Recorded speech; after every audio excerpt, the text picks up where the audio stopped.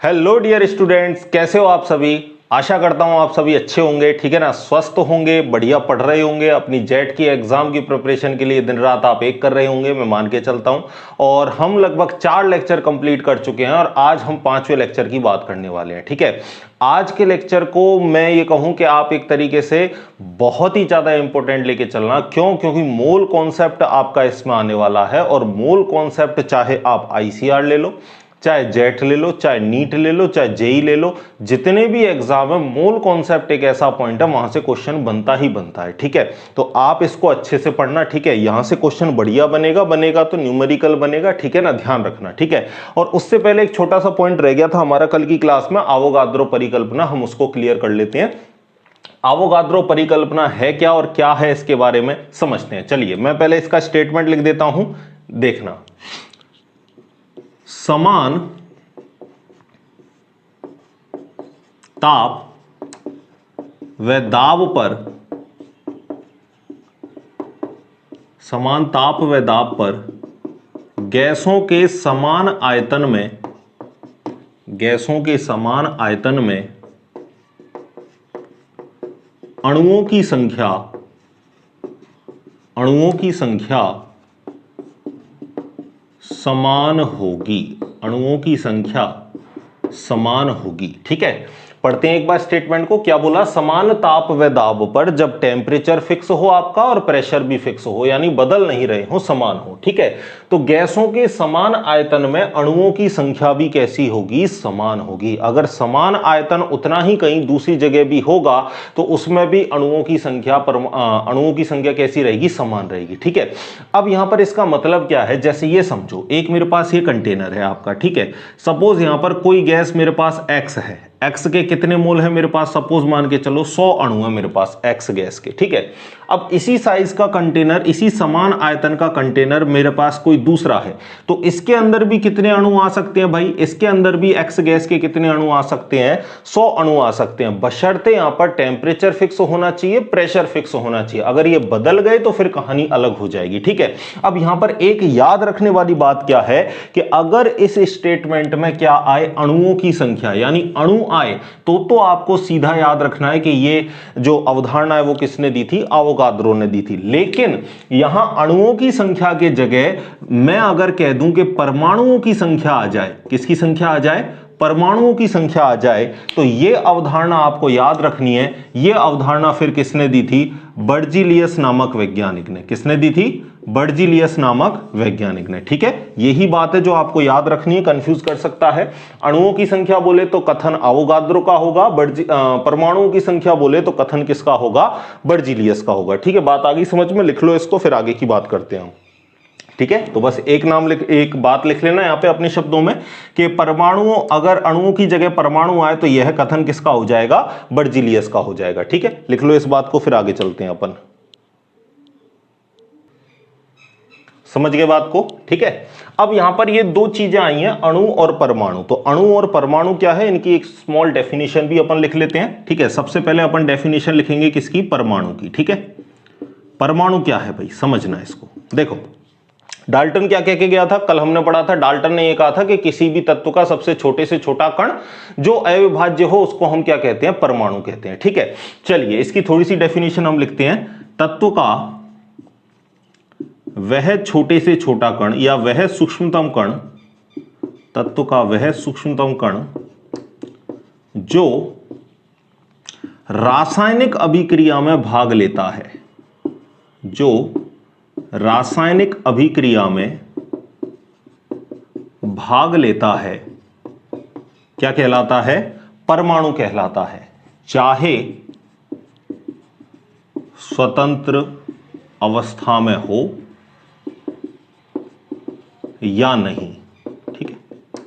अब इस लाइन का मतलब क्या है? चाहे स्वतंत्र अवस्था में हो या नहीं, इसका मतलब क्या है? पहली बात तो छोटे से छोटा पार्टिकल है जो किसी केमिकल रिएक्शन में इन्वॉल्व होगा, यानी जो रासायनिक अभिक्रिया में भाग ले उसे हम क्या कहेंगे, परमाणु कहेंगे। अब ये चाहे स्वतंत्र अवस्था में हो भी सकता है, नहीं भी हो सकता, दोनों ही कंडीशन है। जैसे मैं हाइड्रोजन की बात करूं तो आपको पता है हाइड्रोजन क्या इस रूप में रहता है क्या, नहीं, हाइड्रोजन कैसा है, एक द्विपरमाणुविक गैस है, ठीक है, यानी हाइड्रोजन के दो परमाणु आपस में जुड़े हुए रहते हैं, ठीक है। तो ये H2 तो स्वतंत्र अवस्था में रह सकता है, लेकिन हाइड्रोजन अकेला स्वतंत्र अवस्था में नहीं रह सकता। तो इसी वजह से यहां पर एक लाइन लिखी गई है कि चाहे परमाणु स्वतंत्र हो या नहीं हो, इससे कोई मतलब नहीं है, परमाणु सबसे सूक्ष्मतम कण है जो केमिकल रिएक्शन में क्या करेगा, भाग लेगा, ठीक है। तो केमिकल रिएक्शन में H2 भाग लेता है क्या, नहीं, केमिकल रिएक्शन में कौन भाग लेता है, हाइड्रोजन का परमाणु भाग लेता है। भाग कौन लेता है, आपका हाइड्रोजन का एक परमाणु भाग लेता है, यानी उसको हम परमाणु कहेंगे जो किसी केमिकल रिएक्शन में क्या करे, हिस्सेदारी ले, भाग ले। बात मेरी समझ में आ गई। दूसरी बात करते हैं अणु की, ठीक है।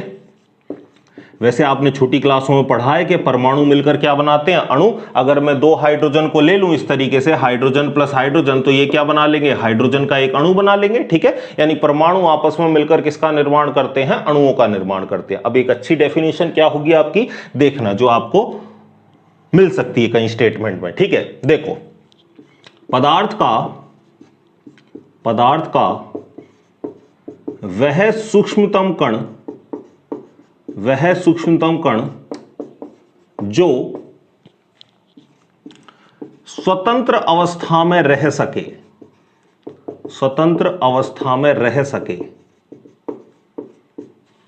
तथा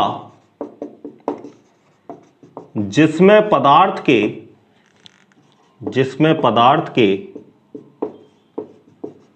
समस्त गुण विद्यमान हो या मौजूद हो, उसे हम क्या कहेंगे, उसे हम कहेंगे अणु। जैसे ये हाइड्रोजन तो किसका एग्जाम्पल था, परमाणु का, लेकिन अगर मैं इसकी जगह H2 लिख दूं तो आपको पता है H2 किसका एग्जाम्पल हो गया, अणु का। और H2 स्वतंत्र रह सकता है क्या, बिल्कुल रह सकता है, लेकिन हाइड्रोजन स्वतंत्र रह सकता है क्या, नहीं रह सकता, ठीक है ना। तो आपको मैंने डेफिनेशन क्या लिखाई, पदार्थ का वह सूक्ष्मतम कण जो स्वतंत्र अवस्था में रह सके, जिसमें पदार्थ के समस्त गुण मौजूद हों, उसे हम क्या कहेंगे, अणु। तो आप मेरी इस लाइन को पकड़ लेना कि पहली बात तो रासायनिक अभिक्रिया में जो पार्टिसिपेट करे उसे हम क्या कहेंगे, परमाणु, और जो स्वतंत्र अवस्था में रह सके उसे हम क्या कहेंगे, अणु कहेंगे, ठीक है। काम वाली बात मैंने आपको बता दी, लिख लो इन दोनों बातों को, फिर आगे चलते हैं। लिखो, मिटा दे भाई, लिख लिया। चलिए नेक्स्ट देखते हैं अब अपन मोल अवधारणा, मोल कॉन्सेप्ट, ठीक है। तो अगली हेडिंग लगा लो आप। अच्छा सुनो, इससे पहले हम थोड़ा परमाणु भार और अणु भार को भी देख लेते हैं, है ना। वैसे तो परमाणु भार के लिए मैंने आपको कल बताया था एक पूरी वीडियो, जो आई बटन पे दे दी थी मैंने आपको, आज फिर से दे देता हूं आपको। ऊपर आई बटन है, सारे तत्वों के परमाणु क्रमांक और उनके परमाणु भार, ठीक है, देख लेना, बहुत जरूरी है। सारी चीजें आते हुए भी क्वेश्चन नहीं होगा अगर ये चीजें याद नहीं होंगी तो, ठीक है, याद रखना है इसको। हाँ, एक बात और मैं बताना चाह रहा था आपको कि जिसने प्रीवियस लेक्चर नहीं देखे वो प्रीवियस लेक्चरों को देखे, क्रम से यहां पर पहुंचे, ठीक है ना। कुछ बातें ऐसी होंगी जो मैं पहले बता चुका हूंगा, तो आप एक एक करके क्रम से वीडियो को देखेंगे तो आपको सब चीजें अच्छे से समझ में आएंगी, ठीक है। चलिए बात करते हैं अब हम अणु भार या परमाणु भार की, ठीक है। अणु भार, चलो इसको ले लेते हैं। इसको और क्या बोल सकते हो आप, इंग्लिश में इसको बोलेंगे अपन मोलर मास, या इसको मॉलिक्यूलर मास भी अपन कह देंगे, ठीक है। अब परमाणुओं को जोड़कर आपको अणुभार पूछता है, ठीक है। अणुभार की यूनिट क्या होती है, अणुभार की यूनिट होती है आपको, या तो वो किस में दे सकता है, ग्राम पर मोल में दे सकता है, इसकी जगह और क्या दे सकता है आपको यूनिट, और आपको यूनिट आपको एटॉमिक मास यूनिट दे सकता है, AMU लिख के दे सकता है, या आपको और क्या दे सकता है, यूनिफाइड मास दे सकता है, यू लिख के दे सकता है, ठीक है। यूनिफाइड मास, जिसको हिंदी में बोलते हैं एकीकृत द्रव्यमान, इसको क्या बोलते हैं, एटॉमिक मास यूनिट, ठीक है, परमाणु द्रव्यमान इकाई, ठीक है। और ये ग्राम पर मोल, ठीक है। इन तीनों में से कोई भी आपको एक मिल सकती है, ठीक है। अब आप करोगे कैसे, और जेट ने किस तरीके से क्वेश्चन पूछा था, देखिए। पहला क्वेश्चन देता हूं मैं आपको जो जेट पूछ चुका है। ग्लूकोज का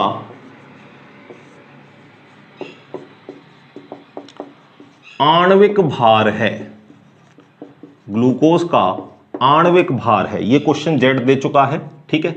अब ग्लूकोज आपको फॉर्मूला पता होना चाहिए, अगर फॉर्मूला पता होगा तभी तो आप इसका आंसर दे सकते हो। ग्लूकोज का फॉर्मूला क्या होता है भाई बताओ?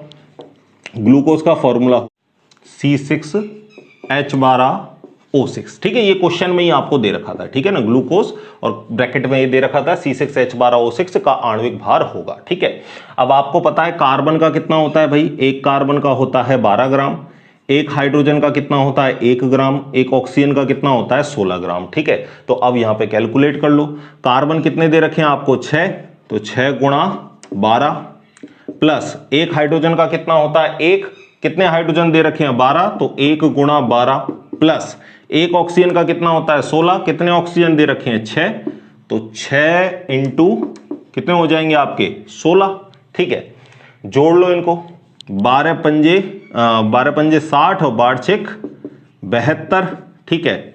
और यहां कितने हो गए 12, 6 और ये हो गए आपके 9, ठीक है। 16 छक्की 96, ठीक है। चलिए बात करते हैं, अब इनको जोड़ो, तो 6 और 2 8 और 2 10 की 0, हासिल लगी 1, ठीक है। 9 और 1 10, 10 और 1 11, 11 और 7 कितने हो गए 18। तो आपका जो वजन निकल के आया वो कितना निकल के आया 180। अब यूनिट में मैंने आपको बता दिया, ग्राम पर मोल मिल जाएगा, एएमयू मिल जाएगा, या आपको यूनिफाइड मास म्यू लिख के मिल जाएगा आपको, ठीक है। और जो ऑप्शन में आपको जो दे रखे थे वो कौन सी यूनिट लिख रखी थी, इन्होंने म्यू लिख रखी थी, ठीक है। ऑप्शन आपको अगले ऑप्शन में देता हूं, अगला एक और क्वेश्चन देता हूं, पहले इस क्वेश्चन को आप लिख लीजिए, ठीक है।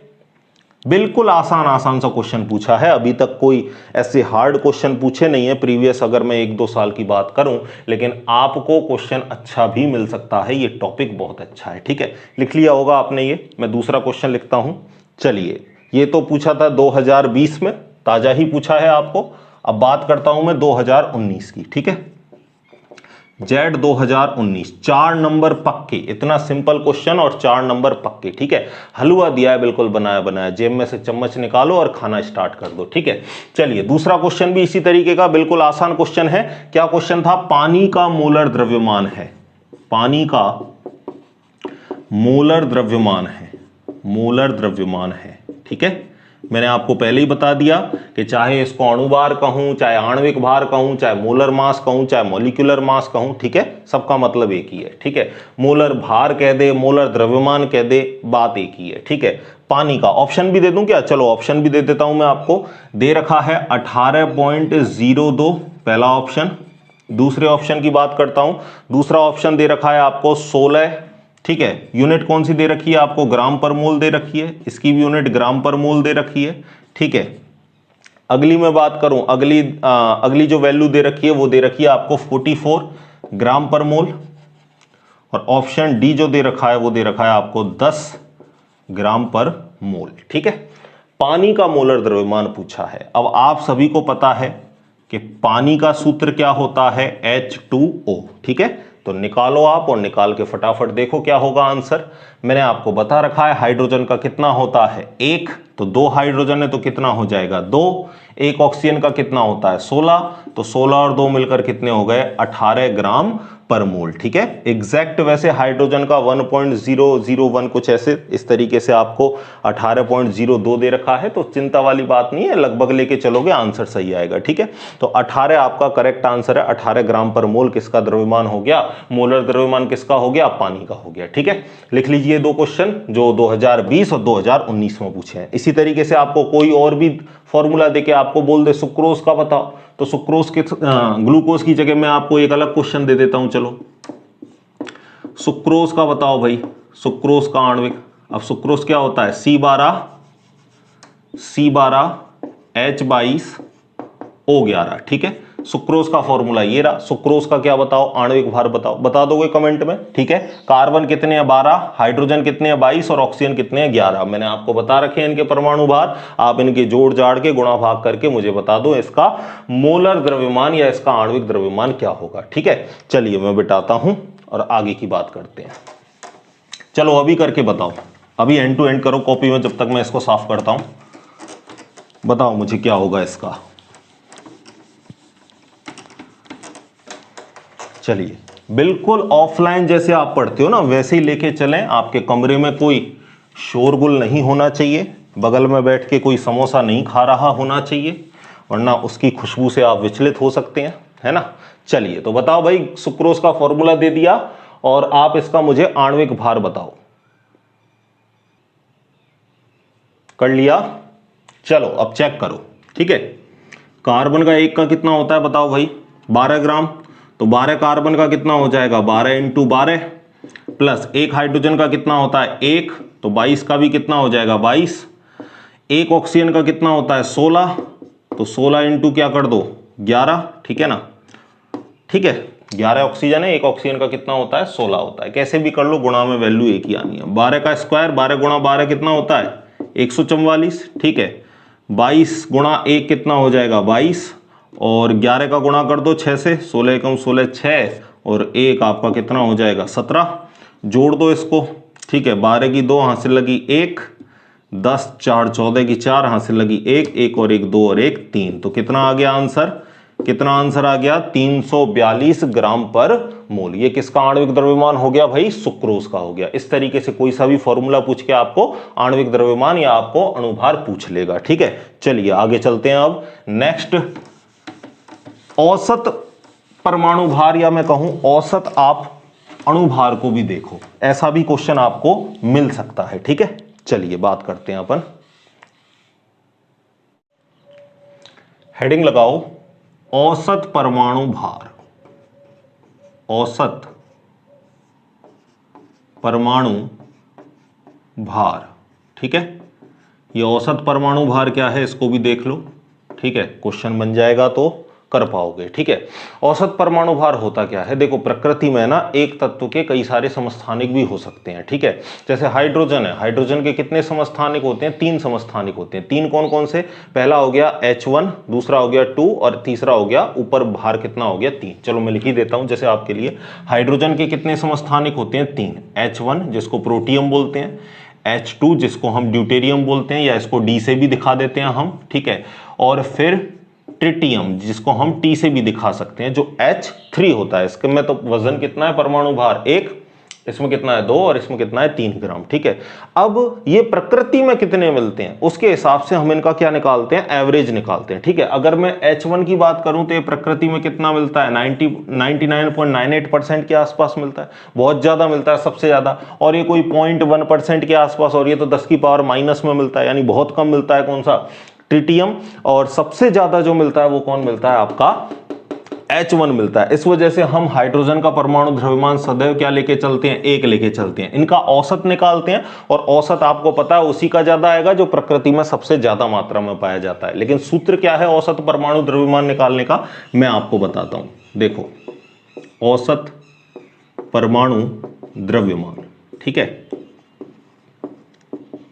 प्रकृति में कितना मिलता है उसको हम प्राकृतिक बाहुल्यता या आपेक्षिक बाहुल्यता भी कह देते हैं। ये जो परसेंट है ना, कितना प्रकृति में मिल रहा है, इसको आप क्या कह सकते हो, प्राकृतिक बाहुल्यता,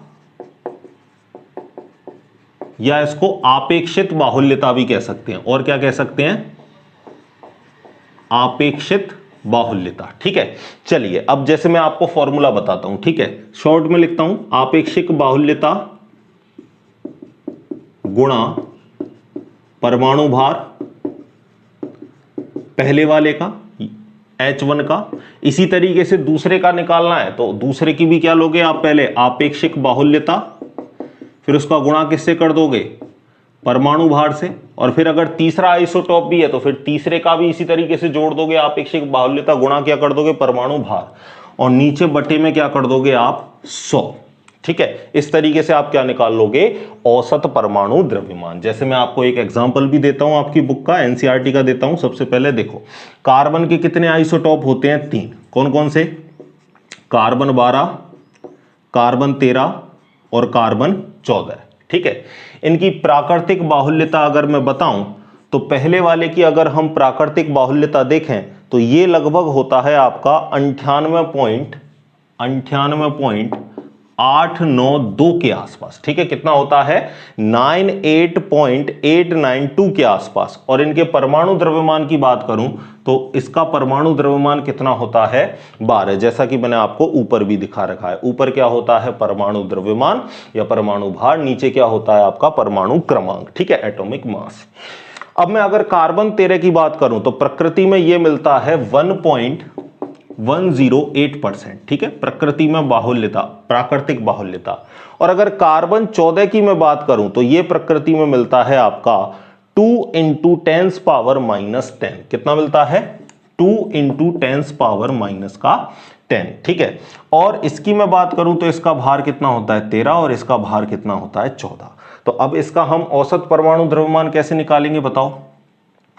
आपेक्षिक बाहुल्यता कितनी है 98.892 गुणा परमाणु भार कितना है 12, ठीक है, प्लस दूसरे वाले में आपको पता है कितना है 1.108 गुणा परमाणु भार कितना है 13, ठीक है, प्लस तीसरा वाला भी है, ठीक है, तीसरे वाले को भी लिख देते हैं, कितना है 2 × 10⁻⁻10 गुणा प्राकृतिक बाहुल्यता लिख दी। अब भार कितना है 14।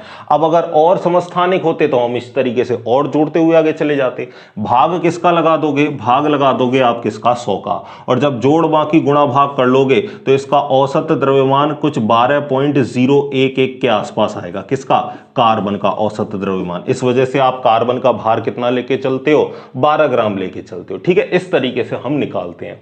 तो मैंने आपको औसत परमाणु द्रव्यमान की भी बात बता दी। अब क्वेश्चन कैसे मिलेगा आपको, क्वेश्चन ऐसे मिल जाएगा, कोई भी तत्व दे देगा, उसके समस्थानिक दे देगा और बोलेगा कि इनकी प्राकृतिक बाहुल्यता ये रही, अब इनका औसत परमाणु द्रव्यमान हमको बताओ, ठीक है। चलो क्वेश्चन मैं आपको देता हूं, आप लिखोगे जैसे ऑफलाइन क्लास में लिखते हैं वैसे क्वेश्चन लिखोगे, आंसर मैं आपको बताऊंगा, ठीक है। चलिए पहले मिटा दूं इसको, लिख लो चलो पहले। चलिए अब मैं आपको क्वेश्चन देता हूं, फॉर्मूला आपको याद रखना है। आपेक्षिक बाहुल्यता या प्राकृतिक बाहुल्यता को गुणा कर दोगे परमाणु भार से, जितने दे रखे हैं, बटे में क्या कर दोगे आप 100, ठीक है। चलिए मैं क्वेश्चन बोलता हूं, आप क्वेश्चन लिखो। लिखो, यदि ब्रोमीन तत्व दो समस्थानिक, यदि ब्रोमीन तत्व दो समस्थानिक, दो समस्थानिक कौन कौन से, ब्रोमीन 79 व ब्रोमीन 81, दो समस्थानिक ब्रोमीन 79 व ब्रोमीन 81 के रूप में क्रमशः 49.7% व 51.3% प्राकृतिक बाहुल्यता रखता है, प्राकृतिक बाहुल्यता रखता है, तो 50 कर लेना इसको, 50.3% प्राकृतिक बाहुल्यता रखता है, तो ब्रोमीन का औसत परमाणु द्रव्यमान, ब्रोमीन का औसत परमाणु द्रव्यमान बताइए, ठीक है, औसत परमाणु द्रव्यमान बताइए। तो दो समस्थानिक दे रखे हैं, इनकी प्राकृतिक बाहुल्यता दे रखी है और आपको औसत परमाणु द्रव्यमान पूछ रहा है, ठीक है। तो औसत परमाणु द्रव्यमान कैसे निकालोगे, ब्रोमीन का औसत परमाणु द्रव्यमान, ठीक है। और आपको पता है औसत परमाणु द्रव्यमान कैसे निकालते हैं, जितने समस्थानिक हैं उनका भार देखो, तो भार हमको पता है ऊपर मिलता है 79 इसका रहा, 81 इसका रहा। भार का गुणा किससे करना है आपको, किससे करना है, प्राकृतिक बाहुल्यता से, और इनको जोड़ देना है। तो पहले वाले में मुझे बताओ 79 का गुणा किससे करोगे, 49.7 से, फिर प्लस दूसरा आपको भार कितना दे रखा है 81, गुणा किससे कर दोगे 50.3 से, बटे में भाग किसका लगा दोगे 100 का, और जब आप जोड़ बाकी गुणा भाग इसका करोगे तो करके देख लेना आपका आंसर कितना आएगा 80। यानी ब्रोमीन का जो औसत परमाणु भार है वो कितना है, वैसे एग्जैक्ट 80.00 कुछ आएगा, आपको मैंने लगभग बता दिया, लगभग मान इसका कितना आएगा 80। और तभी हम ब्रोमीन का परमाणु भार कितना लेके चलते हैं हम, 80 लेके चलते हैं। ठीक है, तो ऐसे आपको कोई रैंडमली दे दे तो मैंने आपको बता दिया परमाणु भार जो समस्थानिक का है उसका गुणा कर देना प्राकृतिक बाहुल्यता से और इनको जोड़ देना, बटे में लगा देना 100, कैलकुलेशन करना, आंसर आ जाएगा। ठीक है, चलिए बात करते हैं अगले की। अब आपका जो मेन टॉपिक आ चुका है वो है आपका क्या, मोल अवधारणा। ठीक है, कोई सिंगल टॉपिक मैंने आपका छोड़ा नहीं है। ठीक है ना, तो बिल्कुल जैसे आपको कहीं भी पेड कोर्स आप ले रहे हो तो जैसे आपको पेड कोर्स में मटेरियल मिलता है वो मटेरियल आपको फ्री में मिल रहा है। ठीक है, तो फ्री वीडियो जान के ऐसे मत समझ लेना कि कंटेंट कम होगा या अच्छा नहीं होगा, ये तो फ्री चल रहा है, ऐसा मत सोच लेना। ठीक है, क्योंकि कंटेंट आपको 1 नंबर का मिलेगा। चलिए बात करते हैं अगले टॉपिक की, और अगला टॉपिक है हमारा क्या, मोल अवधारणा। तो हेडिंग लगाओ, मोल अवधारणा।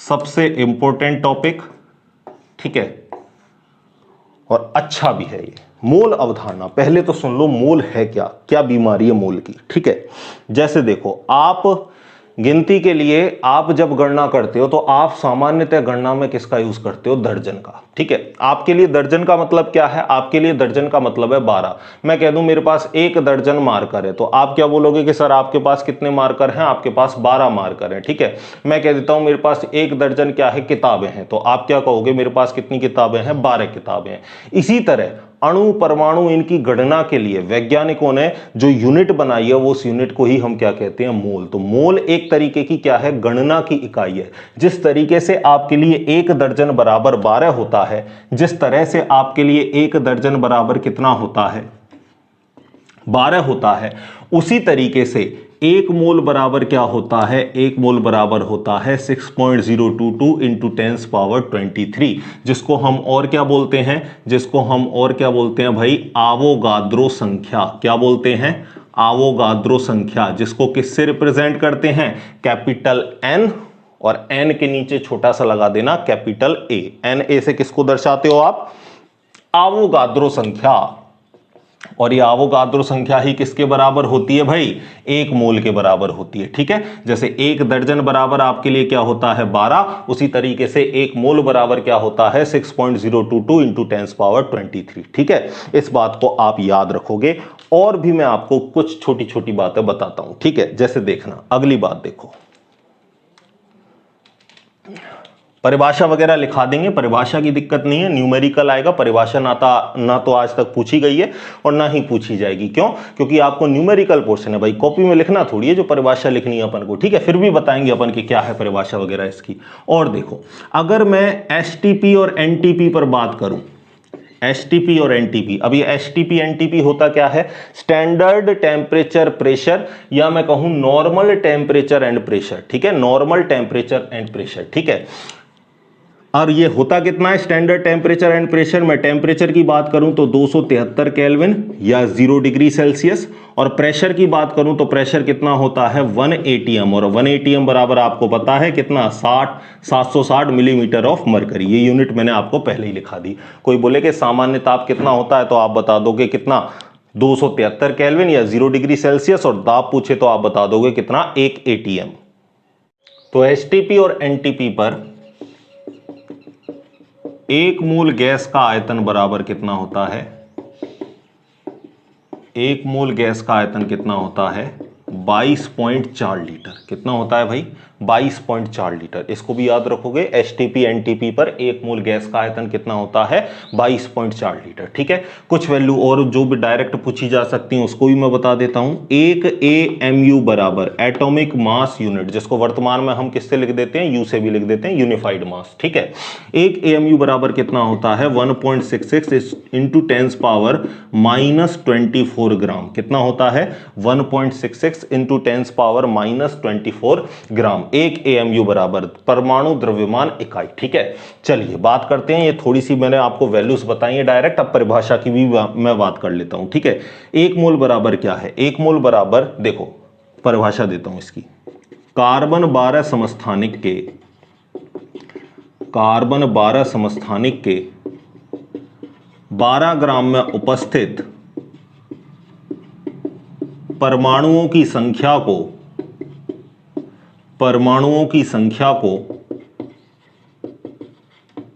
एक मोल कहते हैं, परमाणुओं की संख्या को एक मोल कहते हैं। ठीक है, मेरे पास कार्बन 12 समस्थानिक है, उसका कितना ग्राम है मेरे पास 12 ग्राम, तो उसके 12 ग्राम में जितने अणु परमाणु जितने भी आपके परमाणु वगैरह उपस्थित हैं उनकी संख्या को ही हम क्या कहते हैं, एक मोल। और एक मोल बराबर कितनी है 6.022 इंटू 10⁻23। यानी मैं ये भी कह सकता हूं कि जब आवोगाद्रो संख्या के बराबर अगर संख्या आ जाए तो उसी को आप क्या बोलोगे, एक मोल। आपको पूछ ले Na बराबर कितना होता है, तो Na बराबर कितना होता है 6.022 इंटू 10⁻23। ठीक है, चलिए मोल को थोड़ा सा हम और डिटेल में समझते हैं कि मोल को कैसे हम और समझें। देखो, जैसे मैं आपसे कह दूं कि एक मोल मेरे पास क्या है, CH4 मीथेन गैस है, एक मोल मेरे पास। ठीक है, CH4 है, तो इसका मतलब क्या है, मेरे पास 6.022 इंटू 10⁻23 मेरे पास किसके, CHO4 के अणु हैं।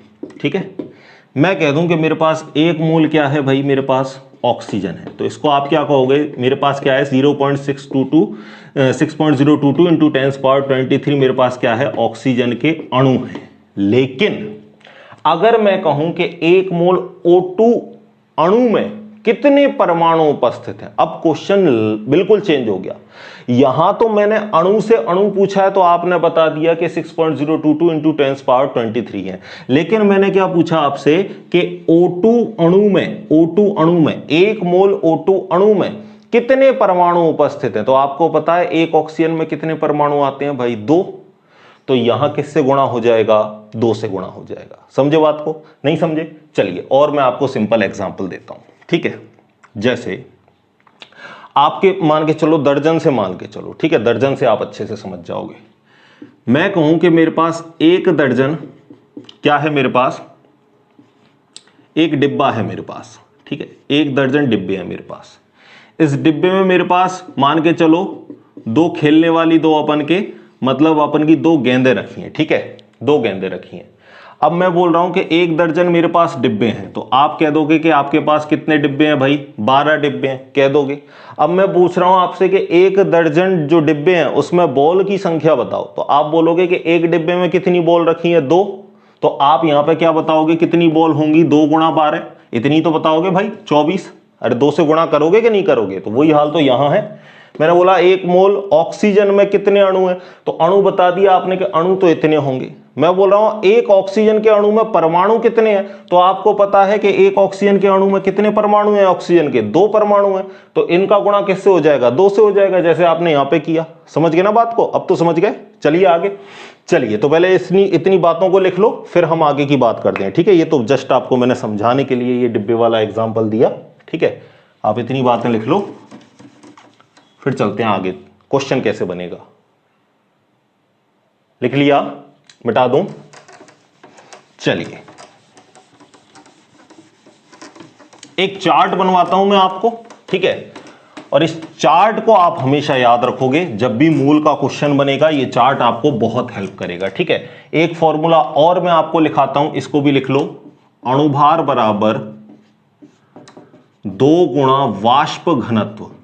कहीं आपको अणुभार ना दिया हो लेकिन उसने क्वेश्चन में वाष्प घनत्व दे रखा हो, तो वाष्प घनत्व का 2 से गुणा कर देना, आपको अणुभार मिल जाएगा। ये फॉर्मूले हमको निकालने नहीं है, डेराइव नहीं करने, अपन को डेराइव करेंगे, पूरा बोर्ड भरेगा। ठीक है, अपन को डायरेक्ट याद रखना है, काम में अपन की ये चीज आएगी, तो जो काम में आने वाली बात है उसको अपन को याद रखना है। ठीक है, चलिए अब मैं चार्ट बनाता हूं पूरे मूल कॉन्सेप्ट का, इसको आप खासकर ध्यान में रखोगे। बीच में लिखोगे मोल। ठीक है, इधर लिखोगे आप पदार्थ का द्रव्यमान, और यहां पदार्थ का द्रव्यमान किस में दे रखा है आपको, ग्राम में। ठीक है, और इधर हम आगे लिखते हैं पदार्थ का द्रव्यमान, और ये पदार्थ का द्रव्यमान किस में दे रखा है आपको, AMU में, एटॉमिक मास यूनिट में। ठीक है, यहां लिखते हैं हम कणों की संख्या। ठीक है, अब कण में सब कुछ आ गए, अणुओं की संख्या, परमाणुओं की संख्या, इलेक्ट्रॉन की संख्या, प्रोटॉन की संख्या, किसी की भी संख्या आ जाए तो संख्या के लिए आपको यहां पे कणों की संख्या दे दिया मैंने। ठीक है, और यहां मैं लिखता हूं गैस का आयतन लीटर में, गैस का आयतन लीटर में। ठीक है, किसमें भाई, लीटर में। ठीक है, बहुत बढ़िया चार्ट दे रखा है बुक के अंदर। ये चार्ट अगर याद है तो बाकी अलग अलग से एक भी फॉर्मूले याद रखने की जरूरत नहीं है, इस चार्ट को याद रख लेना। ठीक है, अब इस चार्ट काम कैसे आएगा, चलिए इसकी डिटेल हम लिखते हैं। इनको मैं गोलों में कर देता हूं। चलिए, पहली बात, अगर आपको मोल दे रखे हों और आपको कणों की संख्या चाहिए तो किससे गुणा कर देना, मोल का गुणा कर देना आवोगाद्रो संख्या से। आवोगाद्रो संख्या से क्या कर देना, गुणा, तो आपको क्या मिल जाएगी, कणों की संख्या। कणों की संख्या दे रखी है, मोल चाहिए। कणों की संख्या दे रखी है, क्या चाहिए, मोल चाहिए। तो आवोगाद्रो संख्या से क्या लगा देना आप, भाग लगा देना। आवोगाद्रो संख्या का क्या लगा देना, भाग लगा देना।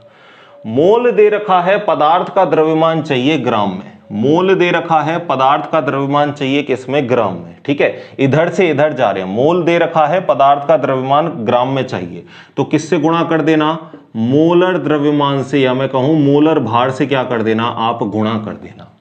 पदार्थ का द्रव्यमान ग्राम में दे रखा है, मोल चाहिए, तो उल्टा आ जाओ। उल्टे आने पर क्या कर देना, भाग लगा देना। मोलर भार से क्या कर देना है भैया, आपको भाग लगा देना है। कुल मिला के उधर जाओगे गुणा, वापस आओगे उसी से भाग। पदार्थ का द्रव्यमान ग्राम में दे रखा है, पदार्थ का द्रव्यमान एएमयू में चाहिए, किससे गुणा कर देना, Na से गुणा कर देना। किससे गुणा कर देना, Na से गुणा कर देना। पदार्थ का द्रव्यमान एएमयू में दे रखा है, ग्राम में चाहिए, तो Na से क्या लगा देना भाई, Na से आप लगा दोगे क्या, भाग लगा दोगे। समझ गए। मोल दे रखा है, गैस का आयतन मुझे किस में चाहिए, लीटर में चाहिए। गैस का आयतन मुझे किस में चाहिए, लीटर में चाहिए। और गैस के आयतन के लिए हमने अभी अभी देखा था कितना, 22.4 लीटर। तो 22.4 लीटर से क्या कर देना, आप गुणा कर देना। जब मोल दे रखा हो, गैस का आयतन लीटर में चाहिए, तो 22.4 से क्या करना, गुणा करना। और अगर गैस का आयतन लीटर में दे रखा हो, मोल चाहिए, तो मुझे बताओ भाग किससे लगाओगे, 22.4 लीटर से क्या लगा देना, आप भाग लगा देना। 22.4 का क्या लगा देना, आप उसमें भाग लगा देना। समझ गए। अब लीटर दे रखा है तो आपको पता है अगर ml होगा तो हम क्या कर देंगे, 22,400 ml कर देंगे। ठीक है ना, क्योंकि आपको पता है 1 लीटर बराबर कितना होता है, 1000 ml। तो 22.4 लीटर, इसका गुणा 1000 से करेंगे तो पॉइंट का 1 जीरो हट जाएगा, क्या आ जाएगा, 22,400 ml आ जाएगा। तो लीटर ml का हम आगे देख लेंगे जब न्यूमेरिकल करेंगे। ये चार्ट आपको याद होना चाहिए। अब अगर इसके मैं नॉर्मल खोल के अगर फॉर्मूले लिखूं तो मोल बराबर क्या होता है, मोल बराबर होता है भार बटा अणुभार। ठीक है, भार बटा अणुभार। और एक और फॉर्मूला लिख देता हूं, कहीं भी संख्या आ जाए तो संख्या के लिए क्या करना है, बताओ भाई। संख्या के लिए मोल का किससे गुणा करना है, आवोगाद्रो संख्या से। मोल का किससे गुणा करना है, आवोगाद्रो संख्या से। ठीक है, इस तरीके से हम सारे एक एक करके भी फॉर्मूले बना सकते हैं। और इन फॉर्मूलों को हमने एक ही चार्ट के अंदर क्या कर दिया, समाहित कर दिया। ठीक है, तो लिख लो। जैसे अब आपको कहीं इलेक्ट्रॉन प्रोटॉन की संख्या पूछे, ठीक है, किसकी संख्या पूछे, इलेक्ट्रॉन या प्रोटॉन की संख्या। ठीक है, इस तरीके से आ जाए, कहीं भी क्वेश्चन आ जाए तो आप क्या करना, एक घटक में या एक अणु दे रखा है, जो भी दे रखा है, जो भी कंपोनेंट दे रखा है, एक घटक में इलेक्ट्रॉन या प्रोटॉन की संख्या देख लेना। ठीक है, फिर क्या कर देना, उसका गुणा मोल, और किससे कर देना, आवोगाद्रो से। इस तरीके से आप इलेक्ट्रॉन प्रोटॉन की संख्या भी निकाल लोगे। ठीक है, तो ये सारी बातें बहुत इंपॉर्टेंट है, छापो इनको एज इट इज। फिर क्वेश्चन बताता हूं क्वेश्चन कैसे आएगा। और भी कुछ फॉर्मूले होंगे तो हम क्वेश्चन करते हुए उनको साथ में देखेंगे। लिखो पहले इसको, मिटा दूं, वीडियो को पॉज करके लिख लो। ठीक है, अब सीधा मैं क्वेश्चन पे चलता हूं भाई। ठीक है ना, चलिए क्वेश्चन देखते हैं और प्रीवियस ईयर में आए हुए क्वेश्चन भी देखेंगे। सारे इंपॉर्टेंट क्वेश्चन लेके आया हूं मैं भैया आपके लिए, एक से एक बढ़िया क्वेश्चन लेके आया हूं। ठीक है, चलिए क्वेश्चन पहला देखते हैं। पहला क्वेश्चन लिखो आप सबसे पहले। एक फॉर्मूला और लिख लेना, अगर पदार्थ की मात्रा आपको आयतन में दे रखी हो, ठीक है ना, तो फिर मोल कैसे लिखेंगे आप, तो मोल बराबर क्या हो जाएगा, भार बटा अणुभार लिखते थे, तो अब क्या लिख दोगे, आयतन, जो किस में लेना है आपको, लीटर में, बटा मोलर आयतन। और मोलर आयतन कितना होता है भाई बताओ, अभी अभी बताया था, मोलर आयतन कितना होता है, 22.4 लीटर। तो कुल मिला के मोल क्या हो जाएगा, जो लीटर दे रखा है उसमें किसका भाग लगा देना, 22.4 लीटर का भाग लगा देना। ठीक है, समझ गए बात को। चलिए पहले क्वेश्चन की बात करता हूं। पहला क्वेश्चन आप लिखोगे आप मेरे साथ साथ, 2.2 ग्राम CO2 में, लिखिए क्वेश्चन को, 2.2 ग्राम CO2 में कितने मोल होंगे, कितने मोल होंगे। सिंपलेस्ट क्वेश्चन, फिर धीरे धीरे लेवल बढ़ाएंगे अपन, ठीक है। तो मोल बराबर क्या होता है बताओ, अभी अभी फॉर्मूला बताया आपको, मोल बराबर क्या होता है, भार बटा अणुभार, ठीक है, भार बटा अणुभार। भार कितना दे रखा है क्वेश्चन में, 2.2 ग्राम, कितना भार दे रखा है, 2.2 ग्राम। और CO2 का आपको क्या चाहिए, अणुभार, CO2 का क्या चाहिए आपको, अणुभार। निकाल लो CO2 का, एक कार्बन का कितना 12, दो ऑक्सीजन का कितना 16 दूनी 32, 12 और 32 कितना हो गया 44 ग्राम पर मोल, ठीक है। तो यहां मैं भाग दे देता हूं किसका, 44 का। अब आपको पता है 22 एकम 22 और 22 दूनी कितना हो गया, 22 दूनी कितना हो गया 44।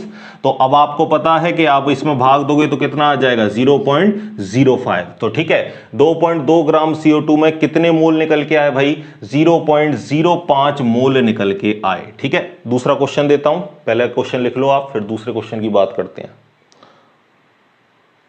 दूसरा क्वेश्चन देखिए, पानी की एक बूंद का द्रव्यमान, अभी बुक के मैं सिंपल करा रहा हूं आपको, फिर जो आए हुए हैं उनको भी कराऊंगा। पानी की एक बूंद का द्रव्यमान, चलिए मैं लिखा रहा हूं, आप लिखो, पानी की एक बूंद का द्रव्यमान 0.05 ग्राम है। पानी की एक बूंद का द्रव्यमान 0.05 ग्राम है। तो इसमें उपस्थित अणुओं की संख्या बताइए। तो इसमें उपस्थित अणुओं की संख्या बताइए, ठीक है।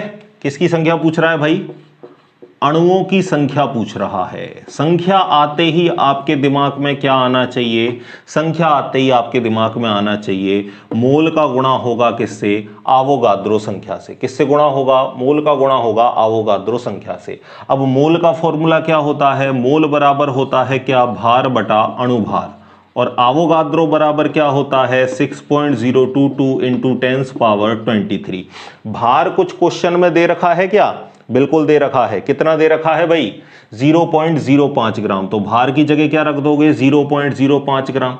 क्या दे रखा है, पानी, पानी का अणुभार कितना होता है, 2 हाइड्रोजन का 2 और 1 ऑक्सीजन का कितना 16। अरे बताया है 2 हाइड्रोजन का कितना 2 और 1 ऑक्सीजन का कितना 16। तो कितना आ जाएगा 18 ग्राम पर मोल आ जाएगा, ठीक है। तो हम भाग किसका दे देंगे, यहां पर 18 का भाग दे देंगे, गुणा 6.022 इंटू 10⁻23, ठीक है। यहां तक का स्टेप समझ में आया, बोलो भाई, यहां तक का स्टेप समझ में आया। अब क्या करना है आपको, अब आपको इसमें जोड़ बाकी गुणा भाग करना है। और गुणा भाग जब आप करोगे तो कितना आ जाएगा 0.01673 इंटू 10⁻। देखो अब आपको यहां पे है ना, मैं गुणा भाग तो नहीं बताऊंगा, ठीक है, ये तो आपको करने पड़ेंगे। अगर आप बोलोगे सर आप बिल्कुल ऐसे गुणा, तो भाई वो 7वीं 8वीं क्लास की चीजें हैं, ठीक है ना। इतना गुणा भाग तो अपन कर सकते हैं, ठीक है, इसको थोड़ी सीखेंगे अपन को, कॉन्सेप्ट सीखना है, क्वेश्चन किस तरीके से करना है वो सीखना है। गुणा भाग को तो भाई आपको घर पे और भी ज्यादा दिक्कत आती है तो छोटी क्लासों की बुक उठाओ, वहां पे इनको सॉल्व करो, या खुद से ही कोई एग्जाम्पल लेकर उसको सॉल्व करो, फिर कैलकुलेटर से चेक कर लो कि क्या आपने वो सही किया है या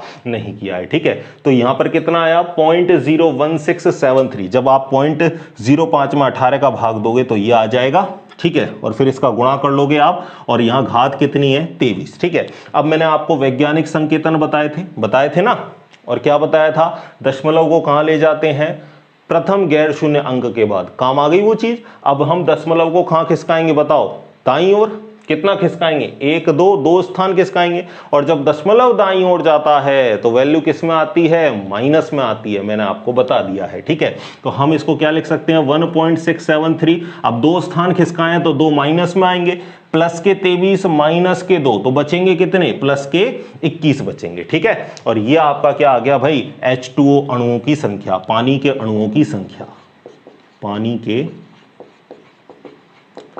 अणुओं की संख्या, ठीक है। लिख लो इसको। आई होप आपको चीजें समझ में आ गई होंगी। चलिए मिटा दूं इसको, आगे चलें। अब रिएक्शन देकर आपको और पूछ सकता है, रिएक्शन देकर आपको मोल कॉन्सेप्ट को उसमें घुसा सकता है, ठीक है। किस तरीके से क्वेश्चन बनेगा, देखिए नीट में भी क्वेश्चन बन चुका है, अभी जो 2019-20 का पेपर हुआ था उसमें भी क्वेश्चन बन चुका है। किस तरीके से क्वेश्चन बना था चलिए वो भी मैं आपको बताता हूं, ठीक है। चलिए क्वेश्चन लिखते हैं अगला। Next question number 3, question number 3 लिखो। देखो ऑफलाइन क्लास में भी अपन लिखते हैं ना, सारे क्वेश्चन तो अपन ब्लैक बोर्ड पर नहीं लिखते, ऑफलाइन क्लास में भी आप लिखते हो, तो मेरी आवाज बिल्कुल क्लियर आई रही होगी आपके लिए। आप क्वेश्चन लिखिए, ठीक है। चलिए क्वेश्चन लिखो, क्वेश्चन नंबर 3 लिखो। N2 और H2 की क्रिया द्वारा नाइट्रोजन और हाइड्रोजन की क्रिया द्वारा, नाइट्रोजन और हाइड्रोजन की क्रिया द्वारा 16.4 मोल, नाइट्रोजन और हाइड्रोजन की क्रिया द्वारा 16.4 मोल अमोनिया गैस बनने में, 16.4 मोल अमोनिया गैस बनने में, अमोनिया गैस बनने में, अमोनिया का फॉर्मूला क्या होता है NH3, अमोनिया गैस बनने में नाइट्रोजन के कितने मोल चाहिए, अमोनिया गैस बनने में नाइट्रोजन के कितने मोल चाहिए, 16.4 मोल अमोनिया गैस बनने में नाइट्रोजन के कितने मोल चाहिए, ठीक है। चलिए मैंने यहां पे अमोनिया लिख दिया, तो ये अभिक्रिया हो रही है, नाइट्रोजन और हाइड्रोजन की क्रिया द्वारा कितने मोल बन रहे हैं भाई, 16.4 मोल बन रहे हैं। कितने मोल बन रहे हैं, 16.4 मोल अमोनिया बन रहे हैं। तो उसमें नाइट्रोजन के कितने मोल चाहिए, क्वेश्चन ये है, ठीक है। अब ऐसे क्वेश्चन के लिए ना आपको पेन भी चलाना नहीं है, बिल्कुल एग्जैक्ट देखते ही आप बता दोगे कि क्या आंसर होगा। कैसे बताओगे, सबसे पहले जो उसने बोला है ना क्वेश्चन में, उस तरीके से आप क्या लिखो, पहले बैलेंस्ड केमिकल इक्वेशन, क्या लिखनी है आपको, संतुलित रासायनिक अभिक्रिया। अभी ये रासायनिक अभिक्रिया संतुलित है क्या, नहीं। संतुलित रासायनिक अभिक्रिया का मतलब क्या है कि जितने अणु परमाणु आपके इधर हैं LHS की तरफ है, उतने ही कहां होने चाहिए, RHS की तरफ होने चाहिए। जितने अभिकारक हैं उतने ही आपके उत्पाद होने चाहिए, वो होगी आपकी संतुलित रासायनिक अभिक्रिया। तो यहां नाइट्रोजन कितने हैं, 2, यहां नाइट्रोजन कितना है, 1, तो आगे लगा दो 2।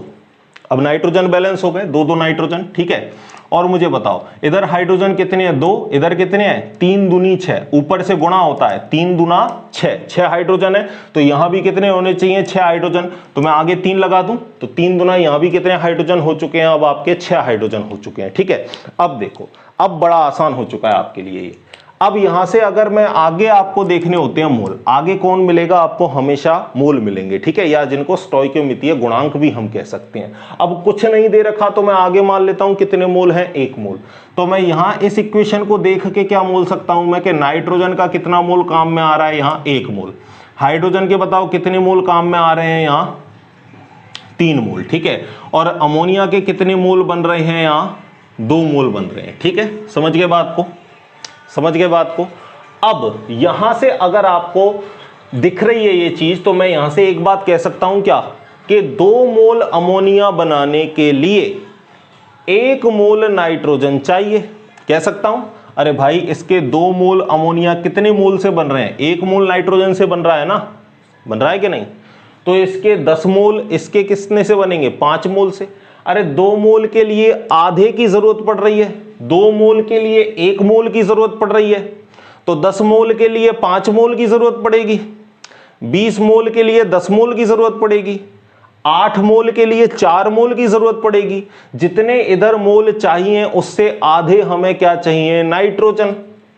तो अगर 16.4 मोल मुझे अमोनिया चाहिए, तो मुझे इसका आधा कितना लेना पड़ेगा, 8.2 मोल मुझे किसकी आवश्यकता होगी, नाइट्रोजन की आवश्यकता होगी। ये तो मैंने बता दिया आपको शॉर्टकट मेथड, जैसे रिएक्शन को देख के ही आप पहचान जाओगे।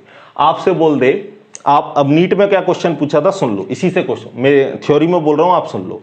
नीट में क्या क्वेश्चन था कि अमोनिया के 20 मोल बनाने हेतु, अमोनिया के 20 मोल बनाने हेतु हाइड्रोजन के कितने मोल चाहिए, हाइड्रोजन के कितने मोल चाहिए। तो आपको पता है कि 2 मोल बनाने के लिए हाइड्रोजन के कितने मोल लग रहे हैं, 3 मोल।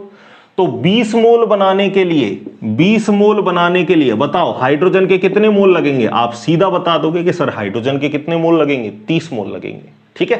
तो इस तरीके से देखकर भी बताया जा सकता है। अब आपको बिल्कुल एग्जैक्ट तरीका, कि कई बार सर आप एग्जैक्ट अगर इस तरीके से बन गया तो ठीक है, लेकिन कहीं अगर थोड़ा बहुत इधर उधर पॉइंटों में आंसर आया तो हम कैसे देंगे, तो उसके लिए मैं अब आपको लिखने का तरीका बता रहा हूं। ये तो मैंने डायरेक्ट बता दिया, दिमाग में बिठा लेना, समझ में आ जाना चाहिए, ठीक है। अब मैं आपको लिख के आप कैसे इसको निकालोगे उसको भी देख लेते हैं। चलिए, तो इस इक्वेशन को देख के हम क्या कह सकते हैं कि 2 मोल अमोनिया हेतु 1 मोल नाइट्रोजन चाहिए, ठीक है। तो 1 मोल अमोनिया हेतु 1/2 मोल, ये 2 कहां आ जाएगा नीचे, 1/2 मोल N2 चाहिए। अब आपको क्वेश्चन में कितने दे रखे हैं, 16.4 मोल अमोनिया बनाने हेतु। तो 16.4 मोल अमोनिया बनाने हेतु 1 मोल के लिए अगर आधा लग रहा है तो 16.4 के लिए कितना लगेगा, 16.4/2 मोल N2 चाहिए। और इसको आप सॉल्व करोगे तो 8.2 मोल क्या आ जाएगा, नाइट्रोजन। ये आपका आंसर, ठीक है, समझ गए। लिख लो इसको, फिर आगे क्वेश्चन देता हूं। मैंने आपको 2 क्वेश्चन बता दिए भाई इसमें, है ना। नीट वाला भी बता दिया कि 20 मोल अमोनिया के लिए कितने मोल हाइड्रोजन चाहिए, तो 30 मोल चाहिए, ठीक है।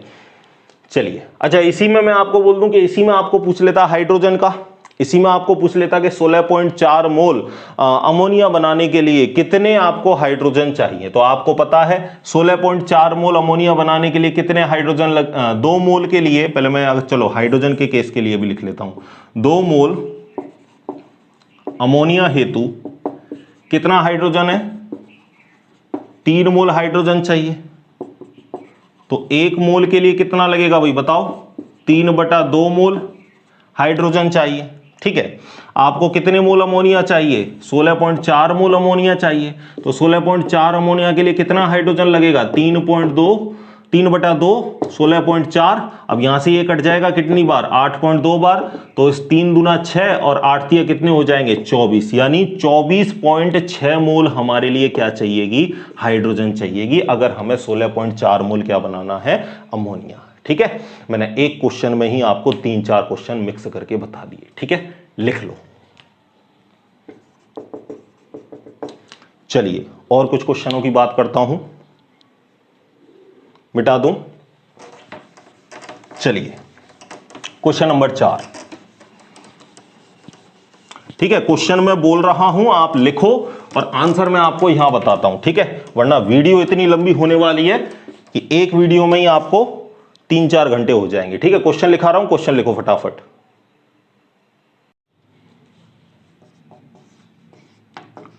पॉइंट 32 ग्राम मैथेन में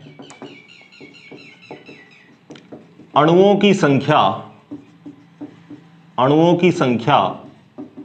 बताइए, ठीक है। 0.32 ग्राम मैथेन में अणुओं की संख्या बताइए। चलिए, संख्या आ गई, तो संख्या आते ही दिमाग में क्या आना चाहिए, मोल गुणा आवोगाद्रो संख्या। मोल क्या होता है, भार बटा अणुभार। आवोगाद्रो संख्या क्या होती है, 6.022 इंटू 10⁻23। क्या भार कुछ दे रखा है, बिल्कुल दे रखा है 32, ठीक है, 0.32। अब मैथेन दे रखा है। अब अगर आपको मैथेन का फॉर्मूला नहीं आता तो ये क्वेश्चन नहीं कर पाओगे। मैथेन क्या होता है भाई, CH4। एक कार्बन को मैथ बोलते थे और एल्केन में क्या लगाते थे, एन, तो नाम क्या हो जाएगा, मैथेन। एक कार्बन का अब आपको पता है कितना होता है, 12। एक हाइड्रोजन का 1, 4 का 4, 12 और 4 कितने हो गए, 16 ग्राम पर मोल। तो हम भाग किसका लगा देंगे, 16 का, गुणा 6.022 इंटू 10⁻23। चलिए, भाग लगाओगे, 16 दूनी 32, 2 बार जाएगा, 2 संख्या पहले पॉइंट लगाना है, ठीक है। तो 2 संख्या पहले पॉइंट लगा दिया, 0.02, 6.022 इंटू 10⁻23, ठीक है। इसका गुणा कर दो, 2 का गुणा करो, 2 दूनी 4, 2 दूनी 4, 0, 6 दूना 12। कितनी संख्या पहले, 1 2 3, 3 संख्या ये रही, 1 2, 3 और 2 कितने हो गए, 5। तो 1 2 3 4 5, 5 संख्या पहले पॉइंट लगाएंगे तो क्या आ जाएगा, 0.12044 गुणा 10 की घात 23। अब आपको पता है ये तो ऑप्शन में मिलेगा नहीं, दशमलव कहां लेके जाना है, प्रथम गैर शून्य अंक के बाद। तो 1.2044। अब कितना स्थान खिसकाया आपने, एक स्थान। कहां खिसकाया, दाईं ओर। याद आ रही है ये चीज कि दशमलव जब दाईं ओर जाएगा तो 10 की पावर नेगेटिव में, और बाईं ओर आएगा तो 10 की पावर पॉजिटिव में। एक स्थान खिसके तो एक स्थान नेगेटिव आएगा। अब 23 में से 1 गया तो कितना हो जाएगा, 22, क्योंकि एक स्थान इधर खिसके हो तो वैल्यू में आएगी -1, प्लस के 23 में से माइनस का 1 गया, 22, ठीक है। तो 0.32 ग्राम मैथेन में अणुओं की संख्या कितनी आई, 1.044 गुणा 10 की घात 22, ठीक है। लिख लो इसको, फिर आगे की बात करते हैं। चलिए, क्वेश्चन नंबर 5 लिखिए। क्वेश्चन नंबर 5, द्रव मरकरी, लिखिए, द्रव मरकरी का घनत्व द्रव मरकरी का घनत्व 13.6 ग्राम सेंटीमीटर इनवर्स क्यूब है, 1 लीटर द्रव मरकरी धातु में 1 लीटर द्रव मरकरी धातु में कितने मोल होंगे। ठीक है, इस बार आपको क्या दे रखा है, घनत्व दे रखा है उसने, भार नहीं दिया। पहले तो आपको क्या चाहिए था, भार, अब उसने घनत्व दे रखा है। भाई मोल का फॉर्मूला आपके लिए क्या होता है, मोल बराबर आपके लिए होता है भार बटा अणुभार। क्वेश्चन में क्या पूछा है आपसे, क्या पूछा है क्वेश्चन में आपसे, मोल। ठीक है, तो मोल का फॉर्मूला भार बटा अणुभार होता है, लेकिन भार तो दिया ही नहीं है, तो भार नहीं दिया तो निकालने का तरीका हमारे पास है, क्योंकि उसने क्या दे रखा है, डेंसिटी दे रखी है, घनत्व दे रखा है। तो डेंसिटी बराबर क्या होता है, मास बटा वॉल्यूम। मास को हिंदी में क्या बोलते हैं, द्रव्यमान। वॉल्यूम को हिंदी में क्या बोलते हैं, आयतन। ठीक है, तो यहां से मैं आपका द्रव्यमान निकाल सकता हूं, क्योंकि मुझे द्रव्यमान ही चाहिए, ऊपर मुझे भार रखना है, वजन रखना है, तो द्रव्यमान मैं यहां से निकाल सकता हूं। मास बराबर क्या हो जाएगा, डेंसिटी इंटू वॉल्यूम, कर्ण गुणा हो जाएगा। डेंसिटी कितनी दे रखी है भाई, 13.6। ठीक है, वॉल्यूम क्या, आयतन। आयतन कितना दे रखा है, 1 लीटर, लेकिन यहां लीटर में वैल्यू नहीं है, gram centimetre cube inverse cube में, क्योंकि आपको पता है, मैंने बता रखा है 1 ml बराबर क्या होता है, 1 सेंटीमीटर क्यूब। ठीक है, और आपको पता है 1 लीटर बराबर क्या होता है, 1000 ml। तो यहां क्या हो जाएगा, 1000 सेंटीमीटर क्यूब। तो मैं लीटर को सेंटीमीटर क्यूब में ले लेता हूं, क्योंकि घात से घात कट जाएगी। तो 1 लीटर बराबर मैंने ले लिया 1000 सेंटीमीटर क्यूब। यहां यूनिट क्या थी, ग्राम सेंटीमीटर इनवर्स क्यूब। तो आपको पता है सेंटीमीटर क्यूब से सेंटीमीटर इनवर्स क्यूब कट जाएगा, और 13.6 का अगर मैं 1000 का लगाऊंगा तो पॉइंट से पहले की एक जीरो हट गई, तो 13600 क्या आ जाएगा, ग्राम। तो मेरा वजन कितना आ गया, 13600 ग्राम आ गया। मैं वजन को यहां रख देता हूं, बार की जगह 13600। ठीक है, बट अब मुझे क्या चाहिए, अणुभार। अब अणुभार के लिए तो अणु होना चाहिए, अणु तो है ही नहीं, परमाणु है मरकरी, तो परमाणु भार ले लो। अगर आपको परमाणु दे रखा है तो परमाणु भार ले लो। मरकरी, जिसका प्रतीक क्या होता है, Hg, एकमात्र ऐसी धातु है जो द्रव अवस्था में होती है। क्वेश्चन बन जाए कौन सी ऐसी धातु है जो द्रव अवस्था में पाई जाती है, आंसर होगा आपका मरकरी। ठीक है, देखिए ना आपने काले काले कलर की थर्मामीटर में नीचे नीचे क्या होता है, पारा, जिसको पारा भी बोलते हैं, मरकरी। ठीक है, और इसका परमाणु भार इसका होता है, याद रखना, 200। मरकरी का परमाणु भार कितना होता है, 200 ग्राम पर मोल। ठीक है, तो मैं यहां भाग लगा देता हूं किसका, 200 का। तो 2 जीरो से 2 जीरो कट गई, और ये कटेगा कितना, 6 और 8, तो आंसर कितना आ जाएगा, 68 मोल। ठीक है, समझ गए बात को। तो इस तरीके से अगर आपको घनत्व मिल जाए, देखो अलग अलग क्वेश्चन किस तरीके से नए नए क्वेश्चन बन सकते हैं, सारे क्वेश्चन एक एक करके बता रहा हूं मैं आपको, अलग अलग टाइप के क्वेश्चन मैं आपको बता रहा हूं, कोई क्वेश्चन छूटना नहीं चाहिए। क्वेश्चन बनेगा भाई, मोल कॉन्सेप्ट है इसका नाम, बनेगा क्वेश्चन, 100% बनेगा। ठीक है, लिख लीजिए इस क्वेश्चन को, फिर अगले क्वेश्चन पे चलते हैं। लिखो फटाफट, लिखो। नेक्स्ट क्वेश्चन की बात करें, चलें आगे। चलिए क्वेश्चन नंबर 6, नेक्स्ट लिखो क्वेश्चन नंबर 6। अब दे देते हैं प्रोटॉन वगैरह का भी क्वेश्चन आपको बन सकता है, तो अगला क्वेश्चन लिखो क्वेश्चन नंबर 6। चलिए, 20 ग्राम CaCO3 कैल्शियम कार्बोनेट में उपस्थित प्रोटॉन की संख्या बताइए। ठीक है, चलिए आंसर देखते हैं इसका। प्रोटॉन की संख्या पूछी आपसे। अब मैंने आपको फॉर्मूला बताया था, प्रोटॉन या इलेक्ट्रॉन का फॉर्मूला है, तो आपको क्या करना है, एक घटक में इलेक्ट्रॉन प्रोटॉन की संख्या गुणा मोल गुणा Na।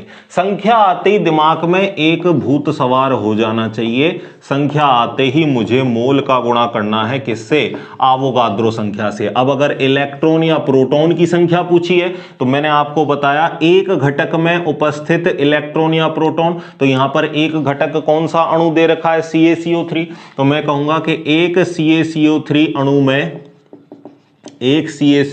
अणु में उपस्थित प्रोटॉन गुणा मोल गुणा Na। ठीक है, तो एक CaCO3 में उपस्थित प्रोटॉन देख लेते हैं हम। अब प्रोटॉन बराबर क्या होता है, प्रोटॉन बराबर होता है परमाणु क्रमांक, जो उसका परमाणु क्रमांक वो ही उसका क्या होता है भाई, प्रोटॉन की संख्या होती है। ठीक है, तो मैं यहां लिख देता हूं प्रोटॉन बराबर क्या होता है, परमाणु क्रमांक।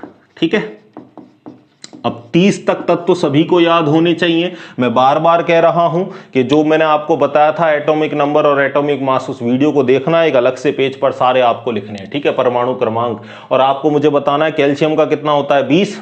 तो बताओ भाई, 20 तो हो गया कैल्शियम का। कार्बन का परमाणु क्रमांक कितना होता है, 6 नंबर पे आता है ना कार्बन। और ऑक्सीजन का कितना होता है, 8। कितने ऑक्सीजन दे रखे हैं, 3। अरे एक ऑक्सीजन का परमाणु क्रमांक कितना, 8, तो उसके अंदर प्रोटॉन कितने हो जाएंगे, 8। कितनी ऑक्सीजन दे रखी है, 3, तो 8 तिया कितनी हो गई, 24।